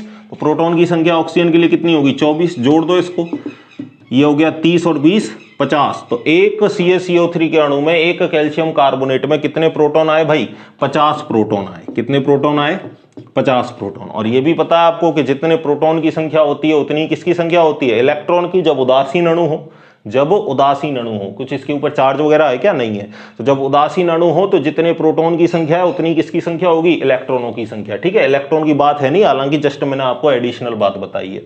चलते हैं आगे। तो एक CaCO3 अणु में उपस्थित प्रोटॉन कितने आए, 50 गुणा मोल। मोल बराबर क्या होता है, भार बटा अणु भार। मोल बराबर क्या होता है, भार बटा अणु भार। अब मुझे क्या चाहिए, भार। तो भार तो दे रखा है 20, तो मैं 20 लिख देता हूं, बटा अणुभार। क्या कुछ दे रखा है क्या, CaCO3 दे रखा है। CaCO3 का अणुभार देखो, एक कैल्शियम का परमाणु क्रमांक 20 होता है, परमाणु भार इसका कितना होता है, 40, ठीक है। तो मैं यहां लिख रहा हूं CaCO3 का परमाणु भार, परमाणु भार नहीं अणुभार, क्योंकि ये एक अणु है तो अणुभार। चलिए, एक कैल्शियम का हो गया 20, कार्बन का आप सभी को पता है 12, एक ऑक्सीजन का कितना होता है 16, तो 16 एकम 16, 16 दूनी 32, 16 ती कितना हो गया 48, ठीक है, 48 हो गया, ठीक है। अब इसको जोड़ दो। अच्छा, कैल्शियम का आपको भार लेना है ना, तो भार कितना हो गया, 40 हो गया, ठीक है। परमाणु क्रमांक 20 होता है, परमाणु भार 40, जस्ट दुगना होता है इसका। तो 48 और 20 60, और 40 कितने हो गए 100। तो परमाणु भार इसका कितना आ गया, अणु भार कितना आ गया इसका 100। तो मैं यहाँ बटे में 100 रख देता हूं, गुणा Na कितना होता है 6.022 इंटू 10 पावर 23, ठीक है। चलिए सॉल्व कर लो इसको। अब 50 गुणा 20, ये कितना हो जाएगा, 2 जीरो से ये 2 जीरो काट दी, 5 गुना कितना हो गया 10 गुणा 6.022 इंटू 10 पावर 23। अब 23 में आपको पता है एक 10 और जोड़ दूं तो 10 कुछ नहीं है तो घात में 1 मान लूं, 1 और 23 कितने हो जाएंगे 24। तो आंसर कितना आएगा 6.022 इंटू 10 पावर 24। ये आ गया आपका क्या, ANS आंसर, ठीक है। लिख लो, समझ गए। इस तरीके से आपको प्रोटॉन, इलेक्ट्रॉन, न्यूट्रॉन किसी भी संख्या निकाले तो आपको एक घटक में उपस्थित इलेक्ट्रॉन, प्रोटॉन, न्यूट्रॉन देख लेने हैं, उसका मोल गुणा अवोगाद्रो संख्या से गुणा कर देना, आंसर मिल जाएगा। चलिए लिखिए फटाफट, ठीक है। और कहीं भी आपको प्रीवियस ईयर के जितने भी क्वेश्चन मिले ना भाई, क्वेश्चन की प्रैक्टिस करना। कुछ क्वेश्चन मैं यहां करवा देता हूं, लगभग आपको 8-10 क्वेश्चन। अब चलिए कुछ प्रीवियस ईयर के क्वेश्चन मैं बता देता हूं आपको किस तरीके से क्वेश्चन आए हैं आपके लिए, ठीक है। चलिए नेक्स्ट क्वेश्चन, क्वेश्चन नंबर कौन सा पहुंच गया, 8वां। जेट 2017, कौन सा क्वेश्चन है अपना, 8वां, ठीक है। चलिए, CO2 के कितने मोल होंगे जिसमें 16 ग्राम ऑक्सीजन हो। ऑप्शन दे देता हूं, 0.5 मोल, 0.4 मोल, 0.2 मोल, 0.25 मोल, ठीक है। चलिए आंसर बताओ, CO2 के कितने मोल होंगे जिसमें 16 ग्राम ऑक्सीजन हो। कितने मोल में 16 ग्राम ऑक्सीजन मिलनी चाहिए। तो मैं 1 मोल की बात कर लेता हूं पहले, ठीक है। चलिए, 1 मोल CO2 में कितनी ऑक्सीजन दिख रही है आपको, 2 ऑक्सीजन दिख रही हैं। एक ऑक्सीजन के परमाणु का वजन कितना होता है बताओ, 16। तो 2 का वजन कितना होगा, 2 का वजन कितना होगा 32 ग्राम। तो 1 मोल CO2 में कितनी, 32 ग्राम ऑक्सीजन है। क्वेश्चन कितना पूछ रहा है आपसे, 16 ग्राम। तो 32 का आधा कितना हो गया, 16 ग्राम। तो 1 मोल का आधा कितना हो गया, 0.5 मोल। समझे कि नहीं। अरे अगर 1 मोल में 32 ग्राम है तो आधे मोल में कितनी होगी, 16 ग्राम। आधे का मतलब 1/2 और 1/2 का मतलब कितना, 0.5। तो आंसर कौन सा हो जाएगा, ऑप्शन ए। हल हुआ क्वेश्चन बिल्कुल, ठीक है। चलिए अगली बात करता हूं, क्वेश्चन नंबर 9 की। पहले इसको लिख लो, और अगला क्वेश्चन था जेट 2008 में। कब था भाई? जेट 2008 में। ठीक है,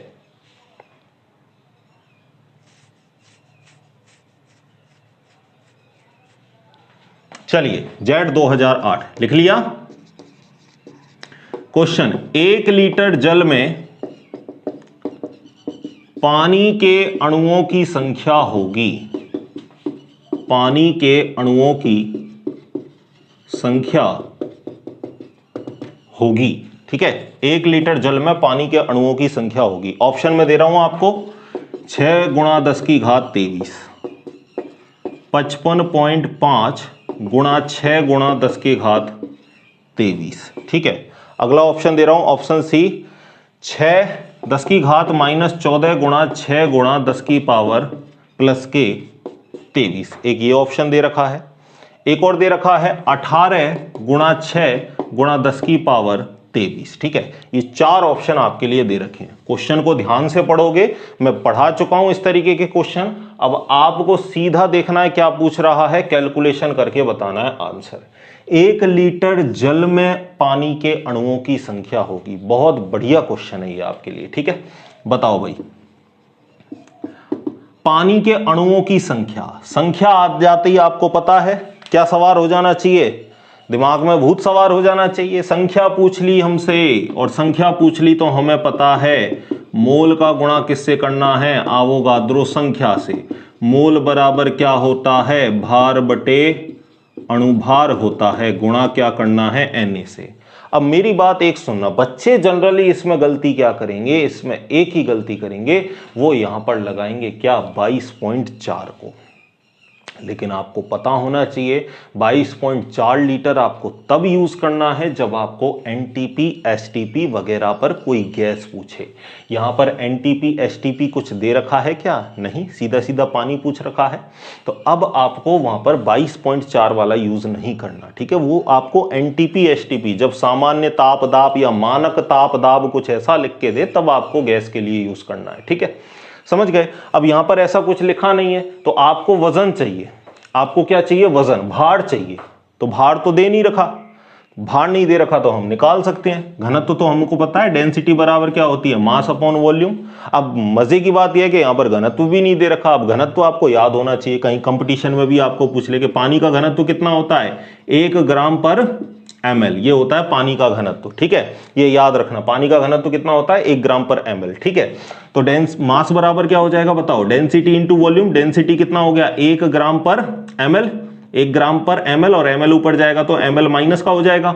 और वॉल्यूम आयतन नहीं दे रखा तो हम कितना मान लेंगे, 1 लीटर। अच्छा, दे भी रखा है ना हमारे लिए, तो कितना दे रखा है, 1 लीटर। 1 लीटर को ml में चेंज करो, कितना आ जाएगा, 1000 ml। ml इनवर्स से ml कट गया। ठीक है, तो पानी कितना आ जाएगा, 1000 ग्राम। अब शॉर्ट में मैं आपको बोल दूं कि अगर कुछ नहीं दे रखा उसने एनटीपी एसटीपी, तो जितना लीटर मान रखा है उसको ही किस में कन्वर्ट कर देना, ग्राम में। 1 लीटर बराबर क्या होता है, 1000 ml। तो 1000 ml को हम सीधा बदल देंगे 1000 ग्राम। ये तो मैंने तरीके से आपको बताया, टाइम की बचत हो इसलिए डायरेक्ट 1000 ml को किस में रख दो, 1000 ग्राम में। चलिए भार की बात करते हैं। भार कितना हो गया अब आपके पास, 1000 ग्राम। ठीक है, अणुभार कितना होता है पानी का, 18 ग्राम पर मोल। ठीक है, तो 18 हो गया। Na कितना होता है, Na होता है 6.022 इंटू 10⁻23। ठीक है, तो 18 का मैं 1000 में भाग दूंगा तो कितना आ जाएगा, 55.5 गुणा 6 पॉइंट, अच्छा आपको 6 पॉइंट ही दे रखा है तो 6 इंटू 10⁻23। ऐसा ऑप्शन मिल रहा है क्या कोई, बिल्कुल मिल रहा है, ऑप्शन नंबर बी। तो इसका ऑप्शन बी आपका करेक्ट आंसर होगा। समझ गए। अब आपको गुणा करने की जरूरत ही नहीं है। अरे उसने आपको गुणा करके दिया है क्या, नहीं, उसने तो गुणा करवाया, बस यहां तक ही क्वेश्चन का एंड कर देना, जैसे पूछ रहा है उसी तरीके से। समझ गए। तो ये आपका हो गया 2008 का। कुछ क्वेश्चन और बताता हूं, फटाफट लिखो इसको, बढ़िया क्वेश्चन है। ठीक है, लाइक और बढ़िया कमेंट छोड़ते रहो अगर पसंद आ रहा है तो। ठीक है, चलिए बात करते हैं आगे कुछ क्वेश्चनों की और। नेक्स्ट देखो,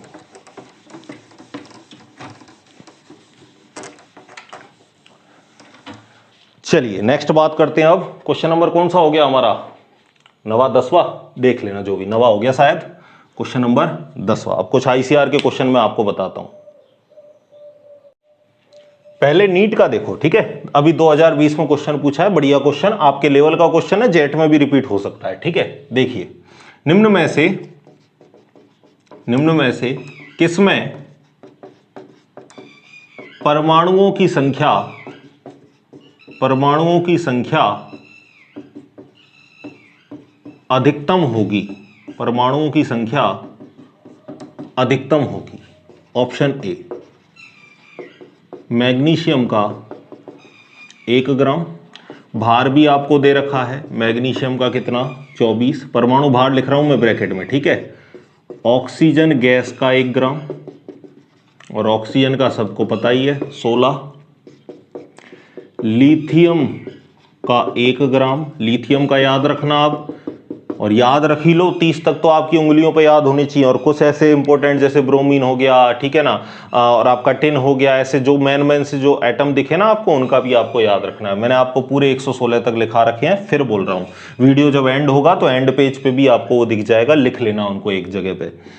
डी की बात करते हैं, अगला ऑप्शन कौन सा है, मैग्नीशियम हो गया, ऑक्सीजन, लिथियम और फिर सिल्वर सॉलिड का 1 ग्राम। और अब सिल्वर का भी याद रख लो आप, अब आ गया तो 108 होता है, ठीक है।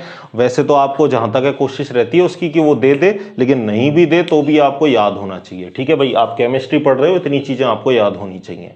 चलिए बात करते हैं, तो आपको क्या पूछी है, संख्या आते ही क्या दिमाग में भूत सवार क्या होना चाहिए भाई, संख्या बराबर क्या होता है, किसी की भी संख्या पूछे क्या होगा फॉर्मूला, मोल इनटू आवोगाद्रो संख्या।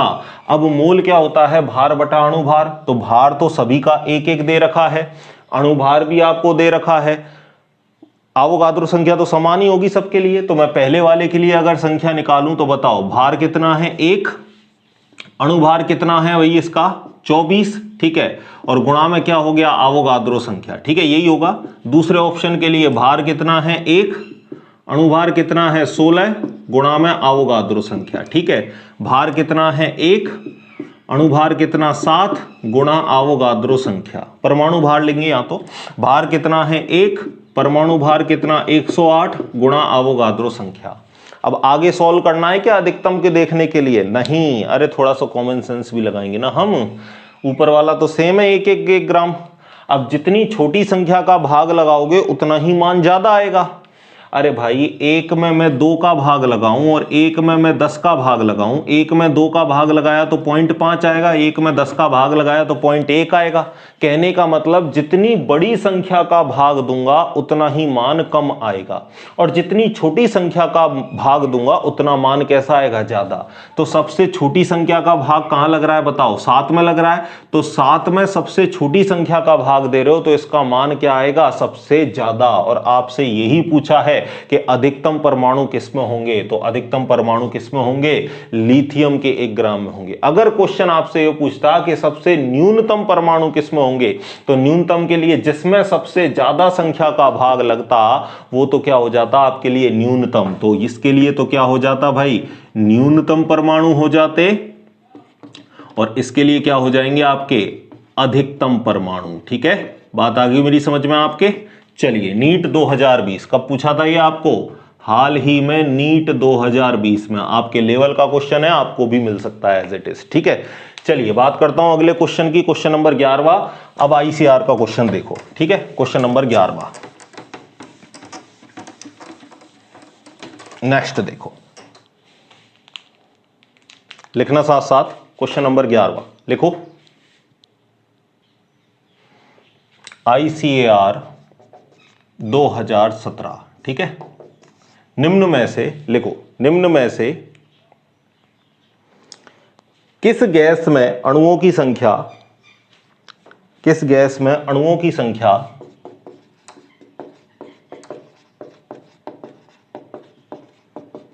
अधिकतम होगी, अधिकतम होगी, ठीक है।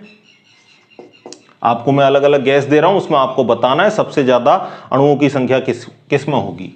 एचटीपी पर N2 गैस का 5 लीटर का आयतन आपको दे रखा है। एचटीपी का मतलब स्टैंडर्ड टेम्परेचर एंड प्रेशर, ठीक है। दूसरा ऑप्शन है हाइड्रोजन गैस का 0.5 ग्राम। तीसरा ऑप्शन है आपका O2 गैस का 10 ग्राम, O2 गैस का 10 ग्राम, ऑक्सीजन गैस का 10 ग्राम। और ऑप्शन 4 दे रखा है एचटीपी पर एसटीपी पर H2 गैस का 15 लीटर, एसटीपी पर स्टैंडर्ड टेम्परेचर एंड प्रेशर पर हाइड्रोजन गैस का 15 लीटर, ठीक है। ऊपर नाइट्रोजन गैस है, इधर हाइड्रोजन गैस है। चलिए अपने आप करने की कोशिश कीजिए, नहीं आता है तो सॉल्यूशन देखेंगे। चलिए एसटीपी एनटीपी आ गया, और एसटीपी एनटीपी आ जाते ही आपको मैंने बता रखा है आयतन बटा मोलर आयतन, आयतन जो दे रखा है लीटर में, मोलर आयतन कितना होता है बताओ, 22.4। करें आगे, करें भाई।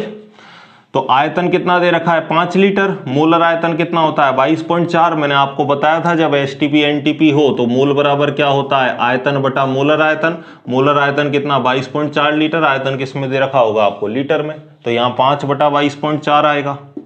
यहाँ तो क्या दे रखा है H2 गैस, मोल, मोल निकाल लो, भार बटा अणुभार, क्योंकि अणुओं की संख्या पूछ रहा है आपको तो पता है भाई, अणुओं की संख्या पूछते ही क्या करना है, मोल गुणा अवोगाद्रो संख्या। अब अवोगाद्रो संख्या तो सब में समान रहेगी तो गुणा क्यों करें, हम मोल को ही देख लेते हैं, जिसमें मोल सबसे ज्यादा होंगे उसमें ही अणुओं की संख्या सबसे ज्यादा होगी। मोल इसके निकालो, भार कितना है 5। अब ध्यान देना थोड़ा सा, यहाँ H2 गैस लिख रखी है, ठीक है, तो हाइड्रोजन अकेला होता तो एक लिखते, हाइड्रोजन गैस है तो हाइड्रोजन गैस में कितने परमाणु होते हैं 2, तो यहाँ भाग किसका लगाएंगे 2 का लगाएंगे, ठीक है। आगे चलते हैं, O2 गैस का कितना दे रखा है 10 ग्राम, और O2 गैस एक ऑक्सीजन का 16, 2 का कितना हो जाएगा 32, Na का सब में गुणा हो ही जाएगा, Na कर दो। इधर कितना भार दे रखा है 15। अब एसटीपी एनटीपी है, ठीक है, एसटीपी एनटीपी है तो 15 बटा 22.4। अब ये तो आपको अधिकतम पूछ रहा है तो पहला ऑप्शन तो वैसे ही कट गया। अरे भैया 5 बटा 22.4 और 15 बटा 22.4, तो ज्यादा मान किसका आएगा बताओ, 5 वाले का या 15 वाले का, 15 वाले का आएगा ज्यादा मान, 5 वाले का तो कैसा आएगा कम मान, तो पहला ऑप्शन हो नहीं सकता। दूसरा ऑप्शन देख लो, 0.5 में भाग दूं मैं इसका तो 0 पॉइंट कितनी बार जाएगा 2.5 बार जाएगा, 0.25 आ गया, ठीक है। इसमें इसका भाग दूं तो लगभग 0.3 बार जाएगा, अरे पॉइंट लगा के 0 करोगे 100, तो 32 गुणा 3 लगभग कुछ आएगा कितना 96 के आसपास आ जाएगा, ठीक है, हाँ 96 आ जाएगा, तो 0.3 के आसपास जाएगा। और इसमें आप दो तो इसका ये पॉइंट हटाओगे तो ऊपर क्या 0, और 150 में जब आप किसका दोगे 22.4 का दोगे तो कुछ 0.5 या कुछ 0.6 बार जाएगा, ठीक है, देख लेना 0.5 या 0.6 बार जाएगा। कुल मिला के 0.3 से तो कैसा आएगा ज्यादा ही आएगा, ठीक है। और इसमें तो आप देख ही चुके इसका मान ज्यादा आना है, ठीक है। तो अब मुझे बताओ सबसे ज्यादा मान किस में आ रहा है लास्ट वाले ऑप्शन में, तो करेक्ट ऑप्शन कौन सा होगा आपका ऑप्शन डी, यानी एसटीपी पर H2 गैस का 15 लीटर में सबसे ज्यादा अणुओं की संख्या होगी, ठीक है, कर लोगे। तो मैंने आपको यहां पर बढ़िया कुछ क्वेश्चन करवा दिए भाई, और आप क्वेश्चनों की प्रैक्टिस करना, कुछ नहीं आए तो आप बिल्कुल कमेंट बॉक्स में पूछ सकते हो। कुछ चीजें मैं आपको और बता दूं, जैसे परमाणु भार है तो उसको आप ग्राम एटॉमिक मास भी बोल सकते हो, ग्राम परमाणु भार भी मिल सकता है आपको, ग्राम परमाणु भार, ठीक है। परमाणु भार को और क्या कह सकते हैं, ग्राम परमाणु भार भी कह सकते हैं। अणु भार की जगह आपको ग्राम मॉलिक्यूलर मास, ठीक है, ग्राम मोलर भार, इस तरीके से भी आपको लिखा हुआ कहीं टर्म मिल सकती है। तो कंफ्यूज मत होना कि सर ने ग्राम परमाणु या ग्राम मोलर भार तो बताया नहीं, जो परमाणु भार उसी को क्या कह देना ग्राम परमाणु भार, और जो आपका ग्राम मोलर भार है उसको क्या कह देंगे हम GMM, ठीक है, जो अणुभार या मोलर द्रव्यमान के बराबर होगा, ठीक है। तो आई थिंक आपको सारी बातें समझ में आ चुकी होंगी, कुछ क्वेश्चनों की प्रैक्टिस आप और करोगे। लगभग मैंने आपको बढ़िया क्वेश्चन सारे करवा दिए हैं, तो आशा करता हूं आपको लेक्चर अच्छा लगा होगा तो बढ़िया कमेंट करके बताओ, क्योंकि उससे एक एनर्जी मिलती है और आपके लिए और बढ़िया क्वेश्चन मैं लेके आ सकूं। मिलते हैं इसी तरीके की अगली वीडियो में, तब तक पढ़ते रहिए, खुश रहिए, धन्यवाद।